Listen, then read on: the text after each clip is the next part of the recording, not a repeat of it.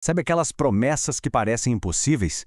E aqueles conflitos de família que partem o coração? E quando a graça de Deus aparece justamente onde a gente menos espera? Pois é, esses são os temas de Gênesis 21. E hoje a gente vai mergulhar de cabeça nessa história incrível. Pensa só comigo. O que acontece quando aquilo que todo mundo dizia ser impossível, de repente, vira realidade? Essa pergunta que mexe tanto com a gente é o coração do que vamos ver. Ela não define só a alegria da história, mas também as tensões que vêm logo depois. Então, qual o nosso caminho hoje? A gente começa com um milagre que trouxe riso. Depois vê como essa alegria gerou um conflito tenso. Acompanhe um cuidado surpreendente no deserto. Observa como uma aliança foi firmada e, no final, a gente tira umas lições bem práticas para a nossa vida. Vamos nessa? Ok, vamos começar com a parte boa, com a celebração. Aqui a gente vê o cumprimento de uma promessa que, para ser sincero, humanamente falando, já tinha passado do prazo há muito tempo. Mas ela chegou no tempo exato de Deus. E para entender o tamanho do milagre, olha só esses números. Abraão tinha 100 anos, Sara, 90. Do ponto de vista biológico, a chance de terem um filho era zero, nenhuma. Isso prepara o cenário para algo que desafia completamente a nossa lógica. E o nome do bebê? Isaac, que significa basicamente riso. Esse nome é perfeito porque mostra a virada de chave. Não era mais aquele riso de até parece que isso vai acontecer, mas sim um riso de pura alegria, de espanto. Como a própria Sara disse, Deus transformou a dúvida dela numa gargalhada. E a resposta de Abraão? Imediata. Zero hesitação. Com 8 dias de vida, Isaac é circuncidado exatamente como Deus tinha orientado. Pode parecer um detalhe, mas esse ato de obediência é um gesto gigante. É a fé humana se conectando com o plano divino. Mas como a vida é, né? Mal a festa acaba e o drama começa. A chegada de Isaac, que era o motivo da alegria, acaba acendendo um barril de pólvora que já existia ali naquela família há anos. As tensões vêm à tona. Imagina a cena. Tá rolando uma festa enorme para comemorar o desmame de Isaac. Um evento super importante. Mas no meio da celebração, Sara vê uma coisa que a deixa furiosa. Ismael, o filho mais velho de Abraão, zombando do irmãozinho. Aquele foi a gota d'água.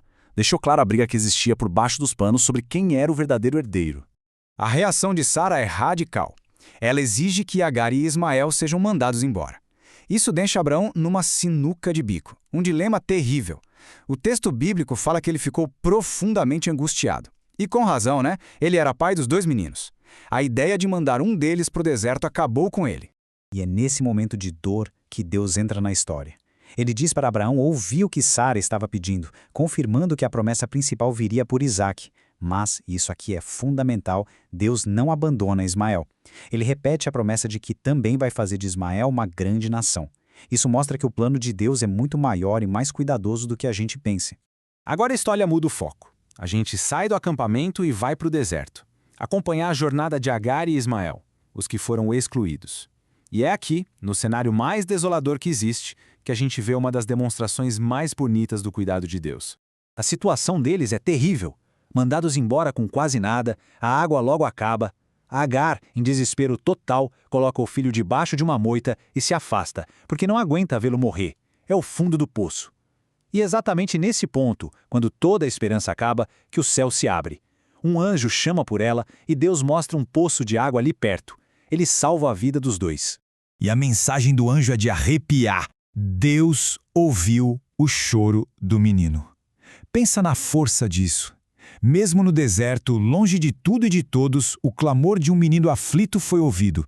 E a promessa, que antes tinha sido feita a Abraão, agora é dita diretamente para Agar, renovando a esperança dela e garantindo um futuro para o seu filho. A gente volta agora para Abraão e percebe que a fé dele não era algo só particular, sabe? Tinha um impacto real, visível, a ponto de chamar a atenção de líderes de outras nações. Esse momento aqui é prova disso. Abimeleque, um rei filisteu, chega para Abraão e solta essa frase surpreendente. Deus está com você em tudo que você faz. Um líder de fora, de outra cultura, reconhece a bênção de Deus na vida de Abraão, e é por isso que ele quer fazer um acordo de paz.